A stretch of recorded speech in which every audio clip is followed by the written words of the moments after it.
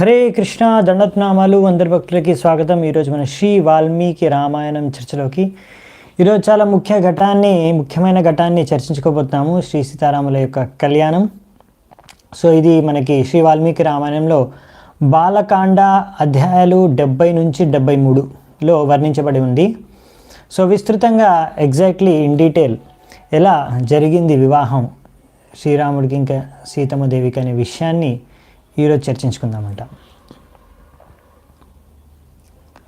So మనము ఈరోజు చర్చను మొదలుపెట్టే కన్నా ముందు ముఖ్యంగా మంగళాచరణ చేసుకొని ఆరంభిద్దాం.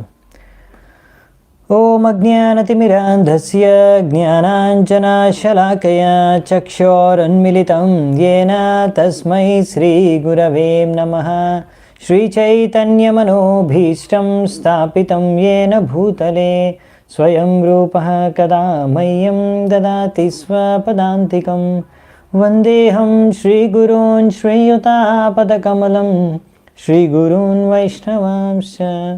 శ్రీరూపం సాగ్రజాతం సహగణ రఘునాథాన్వితాం తం సజీవం సాద్వైతం సావధూతం పరిజన సహితం కృష్ణ చైతన్యదేవం శ్రీరాధా కృష్ణపాదాన్ సహగణ లలిత శ్రీ విశాఖాన్వితాంశ్చ.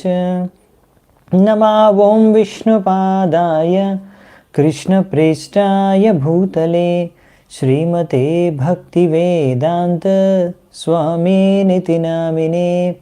నమస్తే సారస్వతే దేవే గౌరవాణి ప్రచారిణే నిర్విశేషః శూన్యవాది పాశ్చాత్యదేశతారిణే. నమో మహావదన్యాయ కృష్ణ ప్రేమ ప్రదాయతే కృష్ణాయ కృష్ణ చైతన్య నామినే గౌరద్విషే నమః. హే కృష్ణ కరుణా సింధో దీనబంధు జగత్పతే గోపేశ గోపికా కాంత రాధాకాంత నమోస్తుతే. తప్త కాంచన గౌరాంగి రాధే వృందావనేశ్వరి వృషభానుసుతే దేవి ప్రణమామి హరిప్రియే. నీలాచల నివాసాయ నిత్యాయ పరమాత్మనే బలభద్ర సుభద్రాభ్యాం జగన్నాథాయ తే నమః. వాంఛాకల్పతరుభ్యశ్చ కృపా సింధుభ్య ఏవ చ పతితానాం పావనేభ్యో వైష్ణవేభ్యో నమో నమః. జయ శ్రీకృష్ణ చైతన్య ప్రభు నిత్యానంద శ్రీ అద్వైత గదాధర శ్రీవాసాది గౌరభక్తవృంద. హరే కృష్ణ కృష్ణ కృష్ణ హరే హరే హరే రామ రామ రామ హరే హరే. హరే కృష్ణ. సో మనము ఇప్పుడు ఈ యొక్క దినమున శ్రీరాముడు మరియు సీతాదేవి యొక్క వివాహం గురించి చర్చించుకుందాం, ఎలా జరిగింది అని. సో ఒకరోజు పొద్దున రాజ్యసభలో సమావేశమైన తర్వాత జనకుడు తన మంత్రులతో మిగతా వాళ్ళందరితో చెప్పారనమాట, ఇప్పుడు ఇటువంటి శుభకార్యం జరగబోతుంది, సీతాదేవి యొక్క వివాహం జరగబోతుంది. సో ఇటువంటి ఎంతో శుభకార్యంలో నా యొక్క తమ్ముడు కూడా యోగ్యుడు, అతను ఎంతో ఉన్నతమైన వాడు, అటువంటి నా తమ్ముడు ఎంతో గొప్ప వీరుడు. సాంఖాష్య అనే ప్రదేశానికి ఆయన రాజు, ఇప్పుడు అక్కడ నివసిస్తున్నాడు. ఆయన కూడా ఇక్కడ ఉంటే చాలా బాగుంటుంది, ఈ యొక్క కార్యక్రమాల్లో ఆయన కూడా పాల్గొంటే ఎంతో బాగుంటుంది. సో అందుకనేసి ఆయన తన యొక్క ఇచ్ఛని వ్యక్తం చేసి జనకుడు తన యొక్క శతానంద ఇంకా మిగతా మంత్రులతో ఇంకా సమాచారం అందజేయాలని కొంతమంది దూతలను పంపించాడు అన్నమాట. సో వాళ్ళందరూ కూడా శాంకాస్య అనే ప్రదేశానికి వెళ్ళి ఆ శాంకాశ్యలో ఆయన్ని కలుసుకొని ఈ విషయం అంతా చెప్పారు. అక్కడ ఎలా సీతాదేవి యొక్క వివాహం జరగబోతుంది శ్రీరాముడితో. సో మిమ్మల్ని కూడా ఆహ్వానిస్తున్నారు, మీరు కూడా ఉంటే ఆయనకి ఎంతో ఆనందం అంట.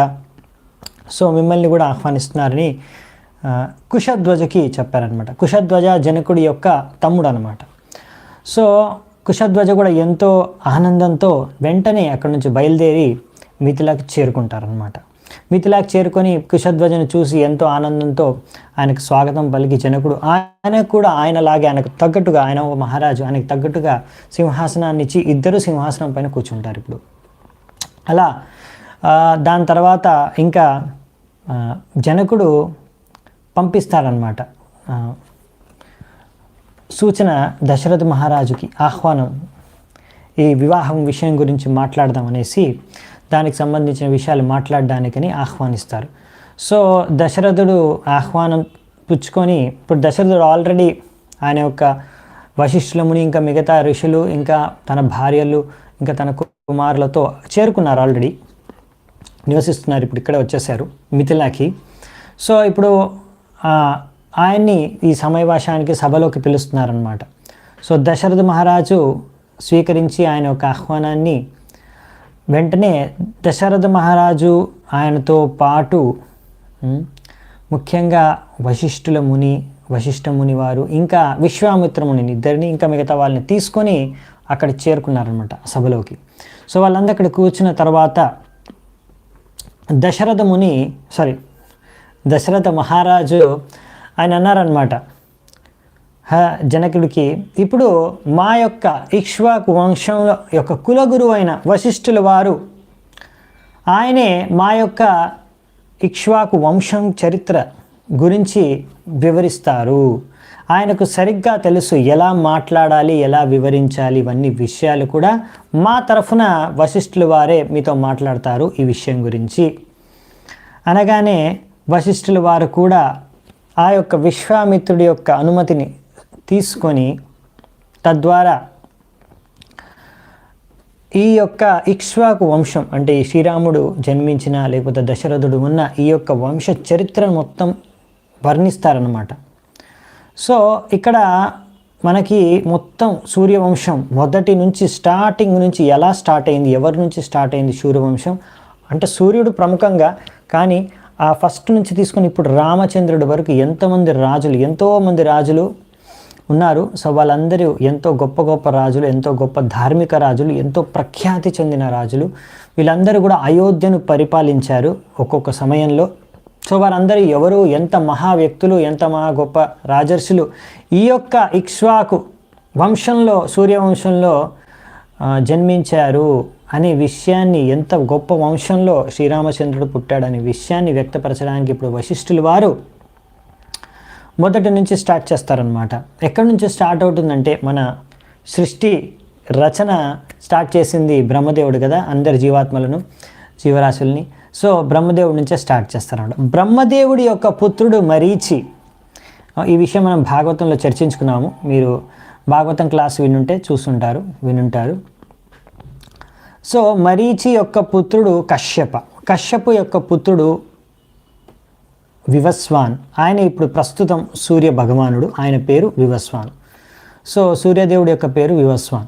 ఈ వివస్వానుడి యొక్క పుత్రుడే మను. సో ఈ మను యొక్క పుత్రుడు ఇక్ష్వాకు. సో ఈ మను వేరండి, స్వయంభవ మను కాదిన, ఈయన వివస్వాన్ వైవస్వత మను. అవునా, మనం భగవద్గీతలో చదువుకుంటాం కదా, ఇక్ష్వాకుర్ మనువే బ్రవీత్ అని. సో భగవద్గీత పరంపర కూడా. సో ఇప్పుడు ఇక్కడ వివస్వాన్ నుంచి మను నుంచి ఇక్ష్వాకుకి నెక్స్ట్ రాజు. సో ఈ ఇక్ష్వాకు వచ్చేసి అయోధ్యకు మొదటి రాజు అనమాట. సో ఈ అయోధ్య ప్రాంతాన్ని పరిపాలించింది, భూలోకంలో ఈ పృథ్వీ పైన ఒక రాజుగా పరిపాలించింది సూర్యవంశంలో ఫస్ట్ రాజు వచ్చేసి ఇక్ష్వాకు మహారాజు. సో అందుకనే ఈ ఇక్ష్వాకు వంశం అని కూడా అంటాం అనమాట. ఈ ఇక్ష్వాకు మహారాజు కూడా మను ఆయన సూర్యుడి నుంచి వచ్చారు కాబట్టి సూర్యవంశం కూడా అంటారు. సో దీని తర్వాత ఇక్ష్వాకు యొక్క పుత్రుడు, వీళ్ళందరూ గొప్ప రాజులు, ధార్మిక రాజులు. వారి యొక్క కొంతమంది వర్ణనల గురించి కొంతమంది గురించి మనం ఆల్రెడీ చర్చించుకున్నాం. భగీరథ, సగర ఇలాంటి రాజుల గురించి, దిలీప వీళ్ళందరి గురించి, ఇంకా కొంతమంది గురించి మనం భవిష్యత్తులో రామాయణంలో కూడా చర్చించుకుంటాం. ఇక్ష్వాకు యొక్క పుత్రుడు నెక్స్ట్ రాజు వచ్చేసి కుక్షి. కుక్షి యొక్క పుత్రుడు వికుక్షి. వికుక్షి యొక్క పుత్రుడు బాణ. బాణ యొక్క పుత్రుడు అనరణ్య. అనరణ్య యొక్క పుత్రుడు పృథు. పృథు యొక్క పుత్రుడు త్రిశంకు. త్రిశంకు గురించి మనం ఆల్రెడీ చర్చించుకున్నాము. త్రిశంకు తర్వాత నెక్స్ట్ ఆయన పుత్రుడు దుందుమార. దుందుమార యొక్క పుత్రుడు యువనాశ్వ. యువనాశ్వ యొక్క పుత్రుడు మాందాత. ఈయన గురించి కూడా మీరు వినుంటారు, ప్రఖ్యాత రాజు. సో మాందాత యొక్క పుత్రుడు సుసంధి. సుసంధికి ఇద్దరు పుత్రులు, ఒకరు వచ్చేసి ధ్రువసంధి, ఇంకొకరు వచ్చి ప్రసేంజిత్. ఈ ధ్రువసంధి మొదటి పుత్రుడు. ఆయన యొక్క సంతానం నెక్స్ట్ రాజు అయోధ్యకి భరత. భరతకి నెక్స్ట్ ఆయన పుత్రుడు వచ్చి అసిత. ఇక్కడ ఒక చిన్న స్టోరీ ఎక్స్ప్లెయిన్ చేస్తారు. అసిత తర్వాత అసిత కూడా మహా గొప్ప రాజు, పరాక్రమి. ఆయనకు విరుద్ధంగా కొంతమంది జన్మించారంట, ఆయనతో గొడవపడి పొట్లాడడానికి, ఆయన ఆక్రమించడానికి. సో వారి పేర్లు వచ్చేసి హయహయాస్, తాబంగాస్, శశబిందూస్. వీళ్ళందరూ కూడా జన్మించారంట ఈయనతో పోరాడడానికి, పొట్లాడడానికి. సో ఈయనతో కొట్లాడి యుద్ధంలో ఎంతో తీవ్రంగా ఒక యుద్ధం జరిగింది. ఈ అసిత అనే ఈ సూర్యవంశపు రాజు మరియు వీళ్ళందరూ కూడా. సో అటువంటి యుద్ధంలో అప్పుడు ఆయన రాజ్యం వదిలి అక్కడి నుంచి వెళ్ళిపోవాల్సి వచ్చిన పరిస్థితి వచ్చిందనమాట అసితకు. సో ఆయన హిమాలయాల దగ్గర ఉన్న భృగు ప్రశ్రవణ అనే ప్రదేశానికి చేరుకొని అక్కడే ఆయన ఇంకా అప్పటికి శక్తి అనేది క్షీణించిపోయింది. సో ఆయన యొక్క పరిస్థితి. సో అక్కడైనా ప్రాణాలు వదిలేశారనమాట. సో అక్కడే వదిలేసిన తర్వాత దాని తర్వాత ఆయనకి ఇద్దరు భార్యలు ఉన్నారు. అప్పటికి వాళ్ళిద్దరు భార్యలు గర్భవతులు. సో ఆయన చనిపోయినప్పుడు ఆయనకున్న ఇద్దరు భార్యలు గర్భవతి స్త్రీలు అనమాట. సో వారిద్దరు గర్భవతి స్త్రీలు, కానీ అందులో ఒక గర్భవతి స్త్రీ ఇంకొక ఆమె యొక్క కడుపులో ఉన్న బిడ్డను చంపాలి అనేసి ఉద్దేశంతో విషాన్ని ఇచ్చిందనమాట. ఆమెకి విషాన్ని తాగించిందనమాట, తినిపించింది. అంటే అన్నంలోనో ఎందులోనో పెట్టి సో విషాన్ని ఆమెకి ఇచ్చిందనమాట. సో ఆమెకు తెలియకుండా విషం తీసుకుంది. తర్వాత తెలిసింది. సో ఆమె ఎలాగైనా నా పుత్రుడిని, సంతానాన్ని నేను దక్కించుకోవాలి, నేను బతికించుకోవాలి అనే ఉద్దేశంతో కాలింది ఆమె పేరు. ఈ కాలింది ఆమె వెంటనే ఇక్కడే భృగుముని యొక్క పుత్రుడు, ఆ హిమాలయాల దగ్గర ఉన్న భృగుముని యొక్క పుత్రుడు ఒక ఆయన వంశజుడు చవ్వన ఋషి, ఆయన దగ్గరికి వెళ్తుంది. ఆయనకి ఎన్నో సేవలు చేసుకుంటుంది. దాని తర్వాత ఆమె సేవలకు మెచ్చిన తర్వాత ఆమె విలపిస్తుంది, నాకు ఇలాంటి బాధ ఉంది, నేను నా యొక్క ఇంకొక భార్య ఇలా విషం తాగించింది నా యొక్క పుత్రుని, నా సంతానాన్ని, గర్భంలో ఉన్న సంతానాన్ని చంపేయడానికి. సో నేను మాత్రం నా గర్భాన్ని రక్షించుకోవాలనుకుంటున్నాను, వచ్చే సంతానాన్ని. మీరు ఎలాగైనా ఈ యొక్క వరం ఇవ్వండి, లేకపోతే మీ యొక్క కృప ప్రసాదించండి అని. సో ఈ యొక్క చవ్వనముని అంటాడు, ఆశీర్వదిస్తూ కొన్ని యొక్క గర్భంలో ఉన్న శిశువు ఆ విషాన్ని తీసుకొని కూడా ఎంతో పుష్టిగా, హెల్దీగా జన్మని తీసుకుంటాడు. సో విషాన్ని ఒక సంస్కృతంలో గర అంటారనమాట. సో విషాన్ని తీసుకొని జన్మిస్తాడు కాబట్టి ఆయన పేరు సగర అంటే విషంతో సహా ఎంతో పుష్టిగా, ఏమాత్రం సమస్యలు లేకుండా, అంటే శారీరక సమస్యలు లేకుండా ఆయన మంచిగా జన్మిస్తాడు శిశువు. సో నువ్వు ఏమాత్రం కంగారు పడాల్సిన అవసరం లేదు అని చెప్పేస్తాడు అనమాట. సో ఈ విధంగా సగర యొక్క జన్మ జరుగుతుంది. ఈ సగర మహారాజు గురించి మనము ముందు ఒకసారి గంగాదేవి యొక్క చరిత్రను, ఎలా గంగాదేవి భూమిపైకి వచ్చింది అనే విషయాన్ని చర్చించుకున్న సమయంలో మనము సగర మహారాజు గురించి చర్చించుకున్నాం. సో ఆయన యొక్క నెక్స్ట్ అయోధ్య రాజు పుత్రుడు వచ్చేసి అసమంజ. సో అసమంజ యొక్క పుత్రుడు అంశుమాన్ యొక్క పుత్రుడు దిలీప యొక్క పుత్రుడు భగీరథ. సో ఈ భగీరథుడు ఫైనల్గా తపస్సు చేసి ఎలా గంగను భూమి మీదకి తీసుకొచ్చాడనే విషయాన్ని మనం ఎప్పుడో చర్చించుకున్నాం. సో ఈ భగీరథుడి యొక్క పుత్రుడు కకుత్స్థ. అందుకే చాలాసార్లు ఒక్కొక్కసారి కకుత్స్థ అని కూడా పిలుస్తారనమాట. విశ్వామిత్రుడు చాలాసార్లు రాముణ్ణి, లక్ష్మణుడిని, వీళ్ళని కకుత్స్థ అంటే ఎలాగైతే కృష్ణుడు అర్జునుడు భారత అని పిలుస్తారు, భారత వంశంలో పుట్టినవాడు అని, అలాగే ఇక్కడ కకుత్స్థ అని అంటారనమాట. కకుత్స్థ యొక్క మీ వంశంలో ఉన్న రాజు యొక్క అనుజుడు అని, అందులో వచ్చావని. ఈ కకుత్స్థ యొక్క పుత్రుడే ఎంతో ప్రఖ్యాతి చెందిన రాజు రఘు. ఆయన పేరు మీద కూడా రఘువంశంగా ఈ యొక్క వంశం చాలా ప్రసిద్ధి.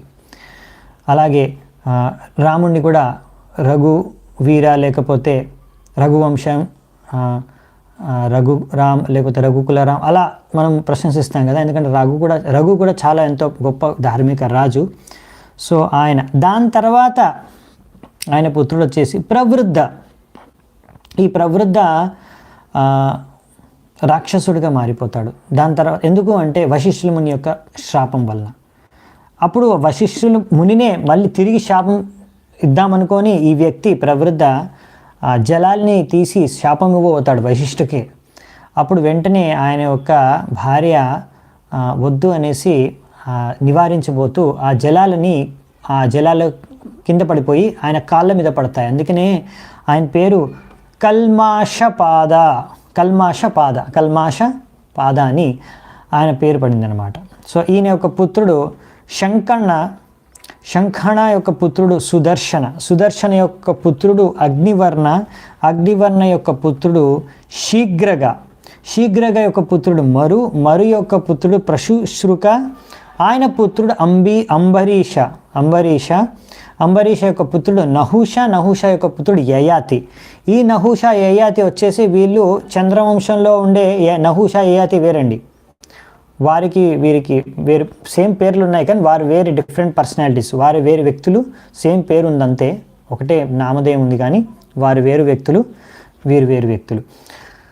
నహుష యయాతి తర్వాత ఆయన పుత్రుడు నాభాగ యొక్క పుత్రుడు అజ యొక్క పుత్రుడే దశరథుడు యొక్క పుత్రుడు శ్రీరామచంద్రుడు మరియు లక్ష్మణుడు, మిగతా భరత శత్రుఘ్నులు కూడా. సో ఇదన్నమాట సూర్యవంశం శ్రీరాముడి వరకు వర్ణిస్తారు.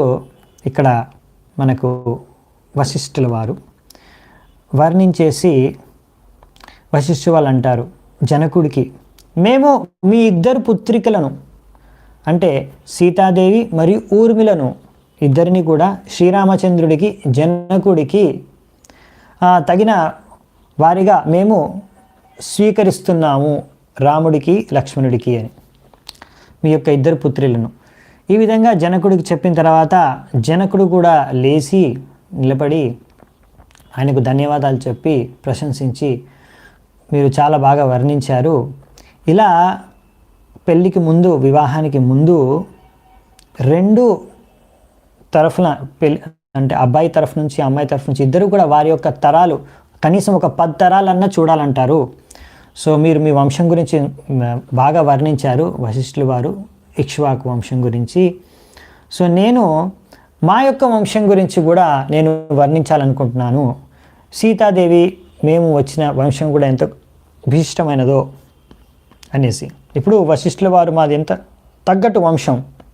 సో వీళ్ళిద్దరు వంశాలు, ఈ యొక్క సూర్యవంశం ఇంకా ఈ జనకుడి యొక్క వంశం రెండు చాలా ప్రఖ్యాతి చెందిన వంశాలు అన్నమాట అప్పట్లో.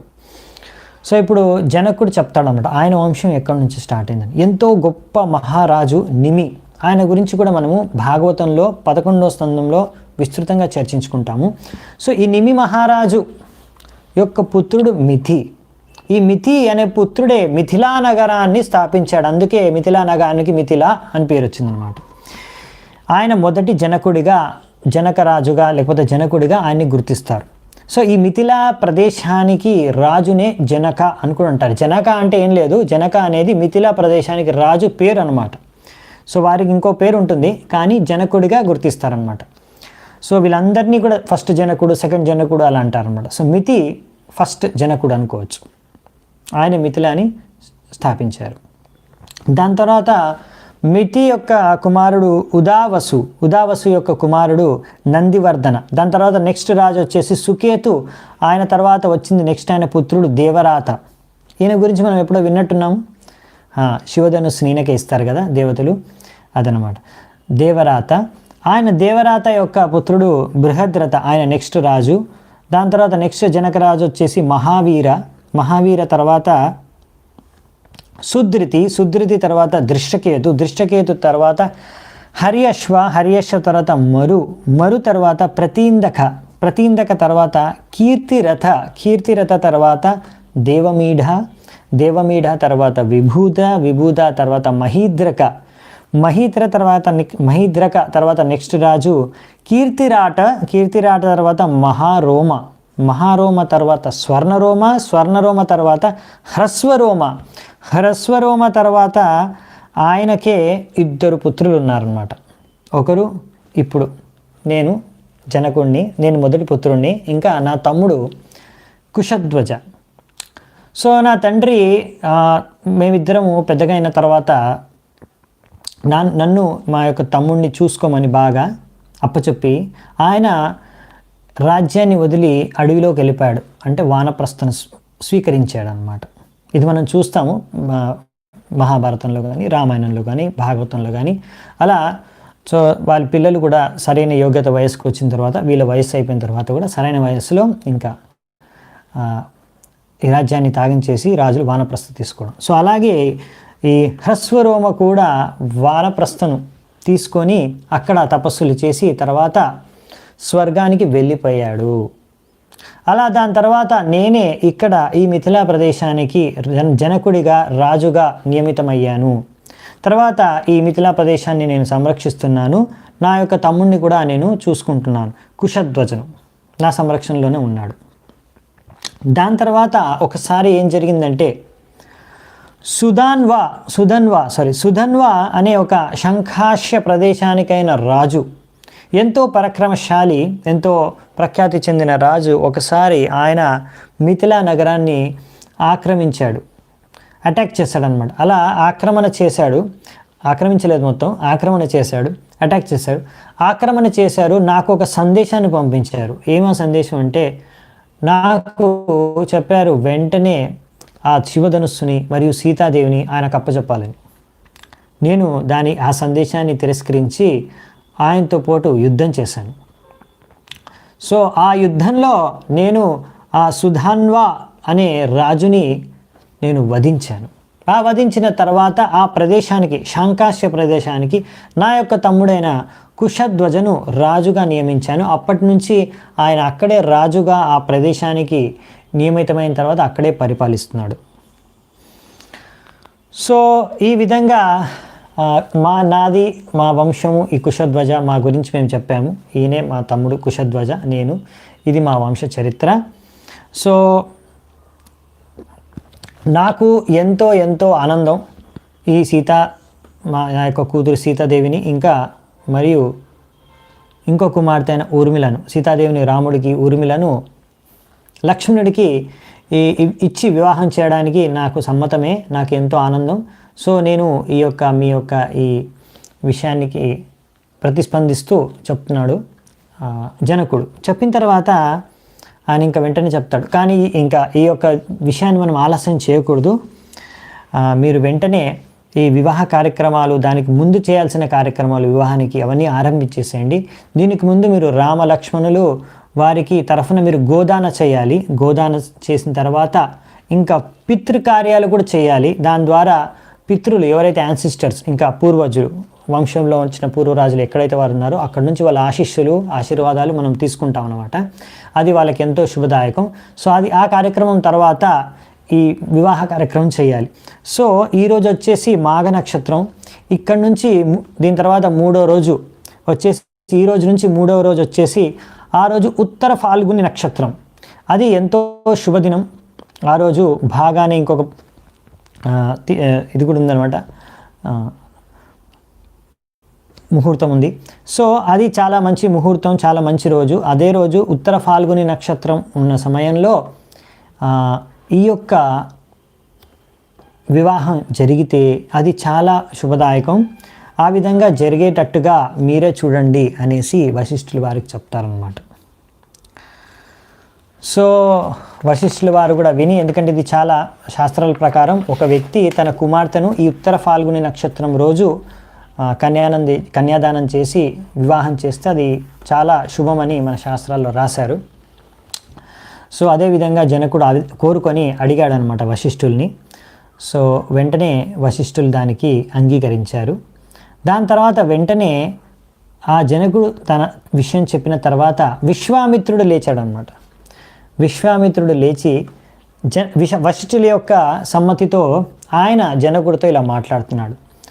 చాలా బాగా చెప్పావు జనక, నువ్వు రాముడికి సీత ఇంకా లక్ష్మణుడికి ఊర్మిళ చాలా తగిన జోడి, వారిది సరైన జోడి. సో ఈ వివాహం చాలా మంచిగా జరగాలి, గొప్పదే. కానీ నేను దీంతో పాటు ఇంకొక విషయం నీతో మాట్లాడాలనుకుంటున్నాను, చెప్పాలనుకుంటున్నాను నీకు. అదేంటంటే నేను ఇంకొక మనవి ఏంటంటే, నా మనవి మా దశరథ మహారాజు లేకపోతే ఇక్కడ ఇక్ష్వాకు వంశం తరఫు నుంచి మీ తమ్ముడైన కుశధ్వజకి ఇంకా 2 కుమార్తెలు ఉన్నారు. వారిద్దరు కుమార్తెలను దశరథ మహారాజు అయిన ఇంకా 2 కుమారులు ఉన్నారు, భరత మరియు శత్రుఘ్నులకి. వారిద్దరికి కూడా ఇచ్చి వివాహం చేయడానికి నేను మిమ్మల్ని కోరుతున్నాను. ఈ విధంగా ఇది నా మనవి.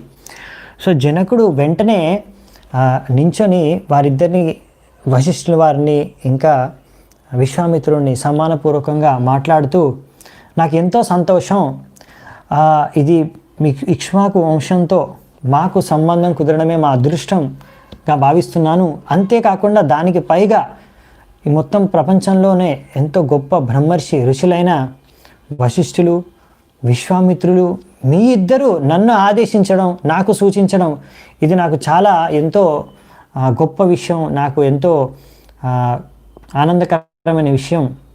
నేను ఎంతో కృతజ్ఞుడిని మీ పట్ల. నేను మిమ్మల్ని ఇద్దరిని కూడా గురువులుగా స్వీకరిస్తున్నాను. ఎప్పుడు మీ శిష్యుడిలాగానే నేను ఉంటాను. తప్పకుండా మీ ఆజ్ఞను నేను నెరవేరుస్తాను అనేసి మీరు ఈ విధంగా ఇక్ష్వాకు వంశానికి, మా వంశానికి సంబంధాన్ని స్థాపిస్తున్నారు, ఇంత కనిష్టమైన సంబంధాన్ని. సో నాకు చాలా ఆనందం, సమ్మతం అనేసి జనకుడు చెప్తాడనమాట. దాని తర్వాత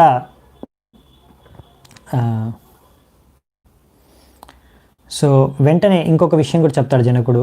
దాంతోపాటే వీళ్ళందరి 4 వివాహాలు కూడా ఒకే రోజు, మనం అనుకున్న రోజే జరిగితే బాగుంటుంది, ఆ విధంగా మీరు చూడండి అనేసి కూడా ఆయన విన్నపం చేసుకుంటాడు జనకుడు. సరే అని వాళ్ళు అంగీకరిస్తారు. దాని తర్వాత దశరథ మహారాజు నించొని జనకుడిని కూడా గుణగానం చేస్తారు. మీరు చాలా గొప్ప మనసు, మీది గొప్ప వంశం, మీరు ఇలా వెంటనే అంగీకరించారు, చాలా మీకు మంచి మనస్సు, అలా గొప్పగా ఆయన వర్ణించిన తర్వాత, సరే మీరు ఇప్పుడు అన్న విధంగానే మనం ఇంకా ఇక్కడ నుంచి 3 రోజుల్లో మనం వివాహం చేయాలంటే దానికి తగిన ముందు కార్యక్రమాలు చేయాలి కదా, గోదాన, పితృకార్య, ఇవన్నీ ఇంకా అరేంజ్మెంట్స్ ఇవన్నీ ఏవైతే చేయాలో మరి దానికి వెంటనే మేము దీన్ని స్టార్ట్ చేస్తాము అనేసి సెలవు తీసుకొని అక్కడి నుంచి ఆయన ఋషులతో, అంటే వశిష్ఠ, విశ్వామిత్రునికి మిగతా వాళ్ళందరితో కూడా దశరథ మహారాజు అక్కడి నుంచి ఆ సభ నుంచి ఇంకా వెళ్ళిపోయాడనమాట. దాని తర్వాత ఆయన గోదాన కార్యక్రమం కూడా చేస్తారనమాట. సో గోవుల్ని దానం చేస్తాడనమాట దశరథ మహారాజు బ్రాహ్మణులకి. ఎన్ని గోవుల్ని దానం చేస్తాడంటే, ఇప్పుడు 4 కుమారులు కదా, ఒక్కొక్క కుమారుడి కోసం అనేసి 1,00,000 ఆవుల్ని ఆయన దానం చేస్తాడనమాట. అంటే మొత్తం 4 లక్షల ఆవుల్ని బ్రాహ్మణులకి దానంగా దశరథ మహారాజు ఇస్తాడనమాట. అంటే వారి రాముడు, లక్ష్మణుడు, భరత, శత్రుఘ్నుల యొక్క బాగోగులను కోరి వారికి మంచి జరగాలి, మంగళం జరగాలి అని, బ్రాహ్మణుల యొక్క ఆశీర్వాదం పొందాలి అని. సో ఈ విధంగా ఇది ఒక సంస్కారం అన్నమాట. ఇలా బ్రాహ్మణులకి దానం ఇవ్వడం ఏ శుభకార్యంలో అయినా సరే, ముందు తర్వాత మధ్యలో. సో మనం చూస్తాము ఇక్కడ కూడా దశరథ మహారాజు బ్రాహ్మణులకి దానం ఇస్తున్నారు. ఎందుకు బ్రాహ్మణులకి దానం ఇవ్వడాన్ని అంతగా ప్రోత్సహించారు మరియు సూచించారు? ప్రతి కార్యంలో ముందు తర్వాత ఎందుకు ఇలా ఇచ్చారు అంటే, ముఖ్యంగా బ్రాహ్మణులు అనే వారు ఎవరైతే ఉన్నారో వారు ముఖ్యంగా వారి జీవితాన్ని సంపూర్ణంగా భగవత్ చింతనకు, భగవత్ ధ్యానానికి, భగవత్ శిక్షణకు, ఇంకా వారి జీవితంలో మొత్తం సమయం అంతా ఇంకొకరికి భక్తిని, భగవంతుడి గురించి తెలియజేయడానికి, వారి యొక్క ఆధ్యాత్మిక ఉన్నతికి దోహదపడడానికే, అందరి సమాజంలో సరైన మార్గదర్శన చేయడానికి, అందరినీ ఎలా భగవద్ధామానికి పంపించడానికి వారు చేసే ప్రయత్నం అన్నమాట. వారి గురించి మేము ఎలా జీవిస్తాము, మాకు ఎక్కడి నుంచి ఎవరు మాకు తిండి పెడతారు, ఇట్లాంటి విషయాలు వారు ఎక్కువగా ఆలోచించరు అనమాట. వారి సదుపాయాలు, వారి యొక్క విషయం కన్నా ఎక్కువ వాళ్ళు సమాజంలో ఉన్న ప్రతి ఒక్కరి గురించి ఆలోచించి భగవంతుడి సేవ చేసుకుంటూ వారు ఎక్కువ సమయాన్ని మొత్తం సమయాన్ని వెచ్చిస్తారు కనుక వారికి ఇలా దానం ఇస్తూ ఉంటారు అన్నమాట. వారికి కావాల్సిన విషయాలు, వస్తువులు, అంతేకాకుండా వారి ఆశీర్వాదాన్ని తీసుకుంటారు. ఇంకా వారికి తెలుసు వీళ్ళకి ఏమి ఇచ్చినా దానం అవన్నీ కూడా భగవత్ సేవకు, సమాజాన్ని ఉద్ధరించడానికి, మనుషులను ఉద్ధరించడానికి మాత్రమే వీరు ఉపయోగిస్తారు. సరైన వినియోగం దీనికి జరుగుతుంది అనే విషయాన్ని కూడా తెలిసే రాజులు కానీ, అందరూ కానీ, వ్యక్తులు కానీ బ్రాహ్మణులకి దానం ఇస్తారనమాట. అలా సూచించారు కూడా ఇవ్వమని. దాని ద్వారా అందరికీ లాభం జరుగుతుంది. సో అదే రోజు, ఆ గోదానం జరిగిన రోజే యుధాజిత్ ఆయన మిథిలాకు చేరుకున్నాడు. ఆయన ఎవరు? కేకేయ ప్రదేశానికి రాజు అయిన కుమారుడు, ఆయన రాజు యొక్క కుమారుడు, పుత్రుడు. అంటే ముఖ్యంగా చెప్పాలంటే కేకేయ యొక్క రాజు యొక్క పుత్రి కైకేయి దశరథ మహారాజుతో వివాహమైంది కనుక సో భరతుడి యొక్క సొంత మేనమామ అన్నమాట ఇప్పుడు వచ్చింది. సో యుధాజిత్ అక్కడికి వచ్చి వెంటనే దశరథ మహారాజుని కలిసి, నేను తెలుసుకున్నాను మీరు ఇక్కడ పుత్రుల యొక్క వివాహం కొరకనేసి ఇక్కడ మిథిలాలో ఉన్నారని నేను వచ్చాను.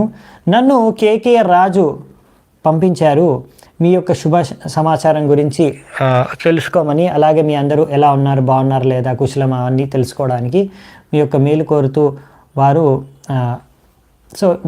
కుశల ప్రశ్నలు అవి చెప్పి దాని తర్వాత అసలు విషయం చెప్తారనమాట. కేకే రాజుకి ఈ భరతుడిని, ముఖ్యంగా బేసికల్లీ తన మీ పుత్రుడిని భరతుడిని చూడాలని ఎంతో కోరిక ఉంది. అందుకని మీరు భరతుడిని ఆయన దగ్గరికి పంపించగలరా కేకేయ ప్రదేశానికి? ఈ విన్నపం మీకు చేసుకుంటున్నాను నేను కేకేయ రాజు తరఫు నుంచి అని. ఇలా మీరు ఈ యొక్క కేకేయ రాజు యొక్క విన్నపాన్ని స్వీకరించి ఆయన్ని కొంచెం ప్రసన్నం చేయండి అనేసి దశరథుడిని కోరుకుంటాడనమాట యుధాజిత్. సో దశరథుడు వింటాడు. ఇప్పుడు వెంటనే అయితే పంపించలేడు, ఎందుకంటే ఇప్పుడు వివాహం జరగబోతుంది. సో నెక్స్ట్ రోజు పొద్దున దశరథుడు ఇంకా ఆయన ఋషులు ఎవరైతే ఉన్నారో వశిష్ఠ ఇంకా మిగతా వాళ్ళందరూ 4 పుత్రులు, వీళ్ళందరితో ఇంకా ఈ 4 పుత్రులు కూడా అంటే రాముడు, భరతుడు వీళ్ళందరూ కూడా చేతికి మంగళదాయకమైన దారాన్ని తాడుని కట్టుకొని ఉంటారనమాట. ఏదైతే వివాహం అప్పుడు కట్టుకోవాలో సో అది చేతికి కట్టుకొని 4 కూడా దశరథుడితో ఇంకా అందరితో కలిసి, ఋషులతో కలిసి, మునులతో కలిసి వాళ్ళు ఎక్కడైతే యజ్ఞ మండపం ముందు అక్కడ యజ్ఞం జరిగేది కదా, మన జనకుడు చేస్తున్నాడు ముందు. సో ఈ యజ్ఞం తర్వాతే అదే స్థలంలో వివాహం జరుగుతుందన్నమాట. అలాగే నిశ్చయించుకున్నారు. సో ఆ యొక్క మండపానికి వాళ్ళు చేరుకున్నారనమాట, వివాహ స్థలానికి. అక్కడ చేరుకున్న తర్వాత వశిష్ఠుల వారు జనకుడితో అంటున్నారనమాట అక్కడ, ఓ జనక మహారాజా, మేము మీకోసం వేచి ఉన్నాము. ఇక్కడ దశరథ మహారాజు ఇంకా ఆయన పుత్రులతో సహా మేమందరం కూడా మీకోసం వేచి ఉన్నాము. ఎందుకంటే మీరు కదా దానం చేసేవారు. సో మీ యొక్క ఆహ్వానం కోసం మేము వేచి ఉన్నాము. సో మీరు సిద్ధమేనా అని. సో జనకుడు వెంటనే చూసి, అప్పటికీ జనకుడు అక్కడ చేరుకున్నాడు. వివాహ మంటపానికే కాదు, ఎక్కడైతే వివాహం జరుగుతుందో ఆ వేదికకు, ఆ స్థలం పైన అక్కడే చేరుకున్నాడు ఆల్రెడీ. సో జనకుడు అంటున్నాడు అనమాట, నేను ఇక్కడ వచ్చేసాను, నా పుత్రులు 4 కూడా ఇక్కడ ఉన్నారు వివాహ స్థలంలో వేదిక పైన. సో మీరు ఇంకా అక్కడే ఎంట్రన్స్ దగ్గర అంటే ప్రవేశం దగ్గర ఎందుకు నించున్నారు? మిమ్మల్ని ఎవరైనా ఆపారా? ఇది మీ ఇల్లే, ఇది మీ పెళ్ళే, మీ కుమారుల యొక్క వివాహమే, ఇంక ఇది మన ఇల్లే. సో ఇక్కడ మీరు ఎవరిని అడగాల్సిన అవసరం లేదు, మీరు వెంటనే వచ్చేసేయండి, ఎంత తొందరగా వస్తే అంత మంచిది, ఆలస్యం చేయకండి అని వెంటనే జనకుడు చెప్తాడనమాట. ఆ విధంగా చెప్పగానే దశరథ మహారాజు ఇంకా అందరూ కూడా ఎలా విచ్చేస్తారంటే, విశ్వామిత్రుడు జనకుడి యొక్క చేయి పట్టుకుంటాడు, వశిష్ఠులు కుశధ్వజ యొక్క చేయి పట్టుకుంటారు. ఇద్దరు వాళ్ళ చేతులు పట్టుకొని వాళ్ళందరూ శిష్యులతో ఆ వేదికకు, అక్కడ ఎక్కడైతే వివాహం జరుగుతుందో ఆ వేదికకు చేరుకుంటారు.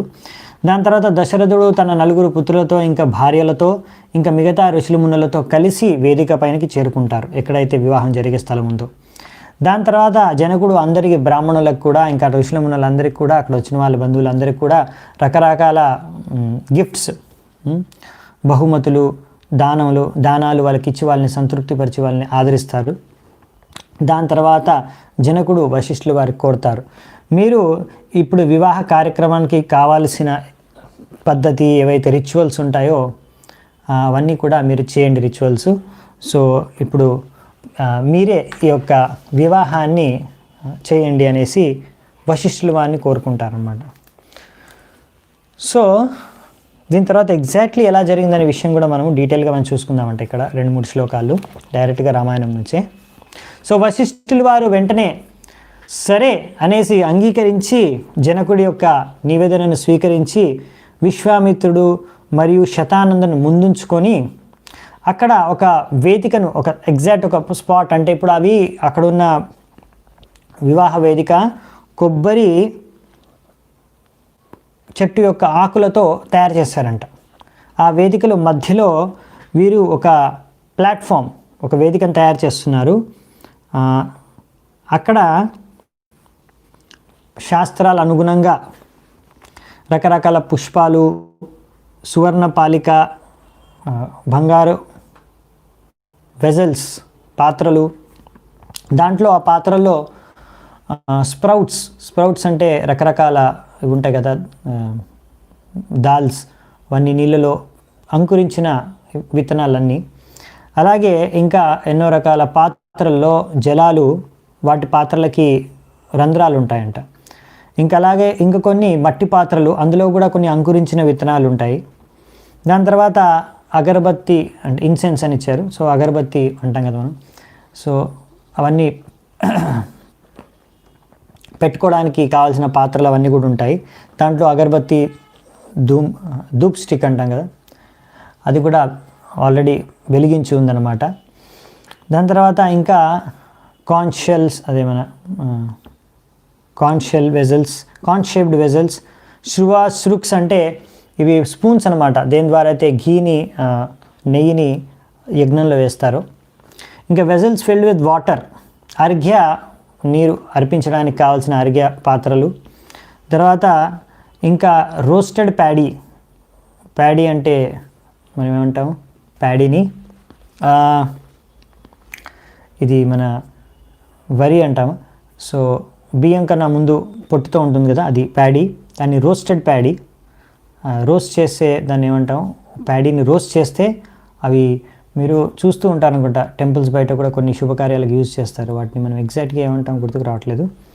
సో అవి మన మరమరాల్లాగానే ఉంటాయి, మురమరాల్లాగానే, కానీ పొట్టుతో సహా రోస్ట్ చేస్తారు అవి. దాని తర్వాత ఇంకా కొన్ని పాత్రలు, ఇంకా అన్బ్రోకెన్ గ్రెయిన్స్, విత్తనాలు అంటే గ్రెయిన్స్ అంటే ధాన్యాలు, వాటన్నిటికీ పసుపుతో ధాన్యం థ్యాంక్ యూ తో పసుపుతో మిక్స్ చేసిన ధాన్యాలు అంటే రైస్ అవన్నీ కూడా ఉంటాయన్నమాట అక్కడ. సో ఇవన్నీ కూడా అక్కడ అరేంజ్ చేశారనమాట. దాని తర్వాత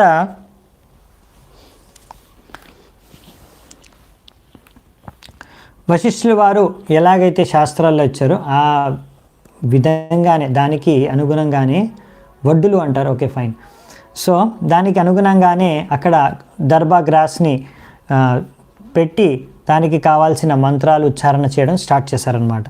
అక్కడ ఇంకా సాక్రిఫిషియల్ ఫైర్, అగ్ని, వివాహం చేయడానికి అగ్నిని కూడా స్టార్ట్ చేశారు. మంత్రాలు చదువుతున్నారు. ఇంకా మంత్రాలు చదువుకుంటూ యజ్ఞం చేయడం స్టార్ట్ చేశారనమాట. దాని పదార్థాలన్నీ కూడా యజ్ఞంలో ఇప్పుడు అన్ని పదార్థాలు రెడీ చేసుకున్నారు కదా, అన్నీ కూడా యజ్ఞంలో కూడా అర్పిస్తున్నారు. ఘీ కూడా అర్పిస్తారు, మంత్రాలు చదువుతున్నారు. వివాహం బేసికలీ జరుగుతుందన్నమాట. సో వివాహాన్ని అలా హోమం చేస్తున్నారు వశిష్ఠుడు స్వయంగా. అప్పుడు జనకుడు సీతాదేవిని తీసుకొని వచ్చి ఈ యొక్క అగ్ని యొక్క ముందు కూర్చోబెట్టాడంట. అటువైపు అంటే అగ్నికి ముందు, శ్రీరాముడికి ముందు, అంటే అగ్ని మధ్యలో ఉంటే అగ్ని యొక్క అది యజ్ఞంది అగ్ని ఉంటుంది కదా, ఒకవైపు శ్రీరాముడు కూర్చుంటే దానికి ఎదురుగా సీత కూర్చుందనమాట. సో సీతాదేవి మొత్తం అలంకరించుకొని ఉందంట, ఎంతో మంచి అలంకరణతో. ఆమె ఒక పద్మావతి అంటే పద్మ, కానీ చేతిలో మాత్రమే పద్మపూ లేదు, అంతేగాని ఆమె అలా కనిపిస్తుందంట. కేశవుడు అదే భగవంతుడు కేశవ పద్మావతి ఎట్లుంటారో అలా కనిపిస్తున్నారు రాముడు సీత అని చెప్పారు. ఇంకా సీతాదేవి యొక్క రంగు ఎలా ఉందంటే లైట్నింగ్ కాంప్లెక్షన్. లైట్నింగ్ అంటే మెరుపు వస్తుంది కదా, ఆ మెరుపు యొక్క రంగు ఆమెది ఉందన్నమాట. మన ఉరుములు మెరుపులు వచ్చినప్పుడు ఉరుములు మెరుపుల యొక్క రంగు ఉంటుంది, వైటిష్ ఉంటుంది అలా అనమాట. సో సీతాదేవి యొక్క రంగు. ఇంకా ఆమె కళ్ళు వెడల్పు పెద్దగా ఉన్నాయి, ఎలాంగేటెడ్. ఇంకా ఆమె జుట్టు వచ్చేసి అది రింగులుగా ఉంటుంది, కర్లీ హెయిర్, ఉంగురాల జుట్టు అంటారు కదా అలా. సో దాని తర్వాత ఆమె వచ్చేసి ఎల్లోయిష్ సిల్క్ గార్మెంట్, పసుపచ్చ పట్టు చీరని ధరించిందనమాట. ఆ పట్టు చీర పైన, పసుపచ్చ పట్టు చీర పైన హంస యొక్క డిజైన్ ఉందంట, హంసల యొక్క డిజైన్ అనమాట ఉంది. ఇంకా ఆమె పై వస్త్రం వచ్చేసి red colour, dark red colour పై వస్త్రం ధరించింది. సో అలా సీతాదేవిని తీసుకొచ్చి రాముడి ముందు కూర్చోపెట్టాడు. జనకుడు ఆ యొక్క వివాహ యజ్ఞం జరుగుతుందా దాని ఆపోజిట్లోనే. సో రాజా జనకుడు ఇప్పుడు శ్రీరాముడితో ఇలా అంటున్నాడు. ఇప్పుడు శ్రీరాముడితో ఏమంటున్నాడని చాలా ముఖ్యమైన శ్లోకం. ఈ శ్లోకాన్ని మనం చర్చించుకుందామంట బాగా. ఇయం సీతా మమ సుత సహధర్మచారీ తవ ప్రతీచ్ఛా చైనాం భద్రం తే పాణిం గృహ్ణీష్వ పాణిన. దీన్ని చర్చించుకుందామంట, ప్రతి శబ్దాన్ని చర్చించుకుందామంట. ఇక్కడ మెయిన్గా ఏంటంటే ఇక్కడ జనకుడు సీతాదేవిని రాముడికి ఇస్తున్నాడు అనమాట, పాణిగ్రహణం. సో ఆ శ్లోకం ఇది. సో ఇక్కడ ఏమంటాడంటే ఇయం సీత అంటే ఈమె సీత. ఎవరు? మమ సుత, నా పుత్రి. సహధర్మచారి తవ, ఇప్పుడు ఆమె నీ ధర్మచారి. ప్రతీచ్ఛ చైనం, నువ్వు ఆమెను స్వీకరించు. ఇలా భద్రంతే, ఇప్పుడు నీకు అంత శుభమే కలుగు కాక. పాణిం గృహ్ణీష్వ పాణిన అనేసి నీ యొక్క చేతితో ఆమె చేతిని నువ్వు స్వీకరించు అనేసి ఆయన కోరుతున్నాడు అన్నమాట. ఇప్పుడు శ్రీరామచంద్రుణ్ణి జనకుడు పాణిగ్రహణం. సో దీన్ని మనకు బాగా వర్ణిస్తారన్నమాట ఆచార్యులు. సో ఇక్కడ హియర్ ఈ సీత అని ఎందుకు అంటున్నాడు జనకుడు అని. ఇయం సీత అంటే సీతాదేవిని చూడలేదా రాముడు? చూశాడు కదా. అంటే సీతాదేవి చెప్పారు కదా, ఆమె ఎంత వెలుగుతో, ఇంకా ఎంత తేజస్సుతో, ఎంత సౌందర్యంతో వెలిగిపోతుందంటే ఒకసారి రాముడు ఆమెను చూసి కూడా వెంటనే అంటే షాక్ తిన్నట్టుగా ఉన్నాడు. మొమెంటర్లీ డేజ్డ్ అంటే ఒక వెలుతురిని చూడగానే మీకు తొందరగా ఏం కనిపించింది క్లియర్గా ఏంటనేది. సో అలా కొంచెం ఆశ్చర్యచకితుడు అయిపోయిన కనిపించి రాముడిని చూసి జనకుడు అంటున్నాడు అనమాట, ఈమె సీత. సో ఈమె నా పుత్రి. సో ఎందుకంటే ఈమె సీత సరే అంత సౌందర్యవంతమైన ఎంతో తేజస్వి అయిన స్త్రీ, కానీ రాముడు అనుకున్నాడు అనుకోండి, మేము ఇలా ఓన్లీ సౌందర్యవంతమైన స్త్రీలను మాత్రం వివాహం చేసుకోము, మంచి వంశానికి చెందిన వాళ్ళు ఉండాలంటే. జనకుడు నెక్స్ట్ చెప్తున్నాడు ఏమంటే మమ సుత, ఆమె నా పుత్రి. అంటే జనక వంశంలో పుట్టింది ఆమె. ఎంతో గొప్ప వంశం మాది, ఎందుకంటే జనకుడి యొక్క వంశంలో ఎంతో ప్రఖ్యాతి చెందిన వంశం. ప్రతి రాజు ఎంతో ధార్మికంగా అన్ని వేద ధర్మాల్ని పాటించేవారు అని. సో ఈ విధంగా ఆమె నా పుత్రి అని చెప్తున్నారనమాట. ఓకే సరే, నీ పుత్రి ఇంకా సౌందర్యవంతమైన స్త్రీ, సరే నేను నీ ఆనందం కోసం, నీ కోరిక మేరకు నా ఆనందం కోసం నేను స్వీకరిస్తాను. కానీ మళ్ళీ నాకు ఎన్నో ధర్మకార్యాల్లో మరి నాతో పాలు పంచుకోవడానికి యజ్ఞాల్లో ఇంకా మిగతా ధర్మకార్యాల్లో మరి నేను దానికి వేరే ఆమెను వివాహం చేసుకోవాలా అంటే ఇక్కడ ఏంటంటే మామూలుగా జనకుడు ఊహించుకొని రాముడికి ఎటువంటి సందేహాలు వచ్చినా రాకున్నా వచ్చే ఉన్నా అన్నిటికీ సమాధానపరిచేలాగా ఎలా ఎంతో సమయోచితంగా ఎంతో ఆలోచించి ఇలాంటి శ్లోకాన్ని చెప్పి ఇక్కడ రాముడికి సీతను అప్పచెప్తున్నాడు అనే విషయాన్ని ఇక్కడ చెప్తున్నారు. సో రాముడు ఇలా ఆలోచిస్తున్నాడు అని కాదు, ఇక్కడ ఏంటంటే జనకుడు అలా ఆలోచించుకొని చెప్తున్నాడు అనమాట. ఒకవేళ రాముడు ఇలా ఆలోచిస్తే దానికి ఈ విధంగా నా శ్లోకంలో నేను చెప్పిన ఈ యొక్క వాక్యంలో జవాబు ఉందన్నట్టుగా. సో ఈమె నీ ధర్మచారి అంటే ఈమె నువ్వు ధర్మచారి, నీ యొక్క మామూలు అంటే ఒక భార్య కాదు, సాధారణ భార్య కాదు, ఈమె ధర్మచారి. నీవు చేసే అన్ని ధర్మ యజ్ఞాల్లో కూడా ఈమె నీతో పాటే పాలు పంచుకుంటుంది. సో నీకు ఇంకొక స్త్రీ, ఇంకొక భార్య అవసరం కూడా లేదు. సో ఈమె నీ ధర్మ సహచారి, నీ భార్య, ధర్మచారి తవ. సో ఈ విధంగా చెప్పిన తర్వాత నెక్స్ట్ ఏం చెప్తున్నారంటే, సో మరి చెప్పారు సరే. జనకుడు అనుకుంటున్నాడు, మరి రాముడు ఇలా జస్ట్ ఏమో ధర్మచారి అనగానే స్వీకరిస్తాడో లేదో, నేను చెప్పాలి నువ్వు స్వీకరించు అని. అందుకనే నా పర్మిషన్ లేకుండా, అంటే నేను తండ్రి కదా, ఆమె తండ్రిని, నా పర్మిషన్ లేకుండా, నా అనుమతి లేకుండా రాముడు నేను చెప్పకపోతే ఆమె స్వీకరించడు. అందుకనే నేను చెప్తున్నాను. ఏమని ఇక్కడ వచ్చారు కదా నెక్స్ట్, ప్రతిచ్ఛాచైనం, దయచేసి స్వీకరించు అని. ఇక్కడ జనకుడు నువ్వు సీతాదేవిని స్వీకరించు అని చెప్తున్నారు, అంతేగాని నేను సీతాదేవిని నీకు ఇస్తున్నాను అని చెప్పట్లేదు. ఎందుకంటే నేనెవరు ఇవ్వడానికి? సీతాదేవి శ్రీరాముడికి ఆమె ఎటర్నల్లీ, ఆమె ఎప్పటికీ ఆయన భార్య. సో ఆయన శాశ్వతంగా ఆయన భార్య భగవద్ధామం నుంచే. సో అందుకనే నేనెవరు ఆయనకి ఇవ్వడానికి? సో ఆయనే స్వీకరించాలి ఆమెని, నేను మాత్రం ఆయన్ని వినిపించుకోగలను. సో దాని తర్వాత ఇక నెక్స్ట్ భద్రం తే అంటే ఇక్కడ ఆమె ఇప్పుడు నీతో పాటు ఉంది, నీకు అంతా ఇంకా శుభమే జరుగుతుంది, శుభమే కలుగుగాక అంటే ఆమెకు ఈ విధంగా అంటే ఇది శుభమైన విషయం అని ఇక్కడ రాముడికి తెలియజేసే విధంగా ఆమెను స్వీకరించడం వలన నీకు ఇంకా శుభం జరుగుతుందని తెలియజేస్తున్నారు జనకుడు. దాని తర్వాత ఇంకొక విషయం కూడా ఏంటంటే, ముఖ్యంగా జనకుడి యొక్క ఉద్దేశం ఏంటంటే ఎవరి చెడు కళ్ళు, చెడు దృష్టి పడకూడదు అనేసి.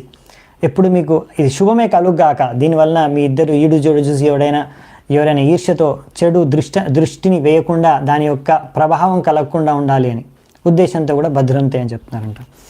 ఇది మన ఆచార్యుల యొక్క తాత్పర్యం. సో దాని తర్వాత నెక్స్ట్ లాస్ట్, నువ్వు నీ చేతితో ఆమె చేతిని పట్టుకొని స్వీకరించు, ఆమెని వివాహం చేసుకో అని ఎందుకు చెప్తున్నారంటే, అలానికి చేసుకోవద్దు. ఇలా నార్మల్గా మన పాణిగ్రహం ద్వారా ఇప్పుడు ఎందుకంటే క్షత్రియులు ఎన్నో విధాలుగా వాళ్ళు వివాహం చేసుకోవచ్చు, కానీ ఈ విధంగా వివాహం చేసుకోవాలని కోరుతూ ఇక్కడ అడుగుతున్నారన్నమాట.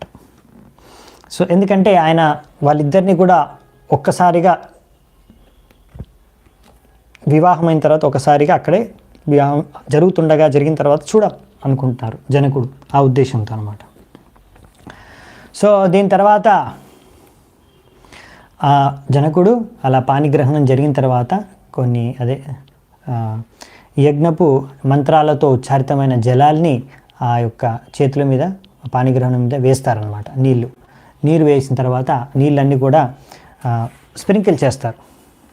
ఆ నీరు పాణిగ్రహం జరిగిన ఆ నీళ్ళు కింద పడిన తర్వాత అందరూ ఋషులు అక్కడ ఉన్న వాళ్ళందరూ కూడా, మునులు అందరూ కూడా సాధు సాధు అంటారు. చాలా బాగా జరిగింది, వెరీ గుడ్, వెరీ నైస్. ఇంకా పైనుంచి దేవతలు, ఋషులు వాళ్ళందరూ కూడా సాధు సాధు అంటారు. ఇంకా దుందుబి, ఇవి సెలెస్టియల్ డ్రమ్స్ అనమాట, అంటే స్వర్గంలో వాళ్ళు యూజ్ చేసే డ్రమ్స్ అనమాట, మంచి సౌండ్స్ వస్తాయి. ఆ డ్రమ్స్ అన్ని కూడా వాయిద్యాలు వాయిస్తున్నారు. దాని తర్వాత పైనుంచి పుష్పవృష్టి కూడా జరుగుతుంది. దేవతలు పుష్పాలని వృష్టిస్తున్నారు, పుష్పవర్షాన్ని చేస్తున్నారు అన్నమాట. బయట నుంచి పుష్పాలు పడుతున్నాయి. ఇవన్నీ రియల్గా జరిగాయి అన్నమాట. సో ఈ విధంగా జనకుడు ఎంతో ఆనందంతో ఉప్పొంగిపోయి, దీని తర్వాత ఇప్పుడు సీతారాముల యొక్క కళ్యాణం జరిగింది. శ్రీరామ సీతా కళ్యాణ మహోత్సవంకి జై. సో దీని తర్వాత వెంటనే ఇంకా ఆనందంతో ఉత్సాహంతో నెక్స్ట్ లక్ష్మణుడిని కూడా పిలుస్తాడనమాట. ఓ లక్ష్మణ, దయచేసి నువ్వు రా, ఇప్పుడు ఇక్కడ ఊర్మిళ యొక్క చేతిని నువ్వు కూడా పాణిగ్రహణం చేయి, నువ్వు స్వీకరించు నీ భార్యగా అనేసి నెక్స్ట్ లక్ష్మణుడికి ఊర్మిళనిచ్చి వివాహం చేస్తారు. వెంటనే ఆయన భరతుడిని పిలిచి భరతుడికి మండోదరినిచ్చి వివాహం చేస్తారు. దాని తర్వాత శత్రుఘ్నుడిని పిలిచి శత్రుఘ్నుడికి శృతకీర్తినిచ్చి వివాహం చేస్తారు. ఇలా నలుగురు వివాహాలు జరిగిన తర్వాత వాళ్ళందరూ కూడా ఆ వివాహం యజ్ఞం ఉంది కదా, అగ్ని, దాని చుట్టూ నలుగురు తిరుగుతారనమాట. అంటే నలుగురు కపుల్స్, అంటే సీత, రామ్ మరియు ఈ యొక్క ఊర్మిళ, లక్ష్మణ మరియు మండోదరి, భరత మరియు శృతకీర్తి ఇంకా శత్రుఘ్న, వీళ్ళందరూ కూడా యజ్ఞ మండపం చుట్టూ, వివాహ యజ్ఞం చుట్టూ పరిక్రమ చేస్తారు.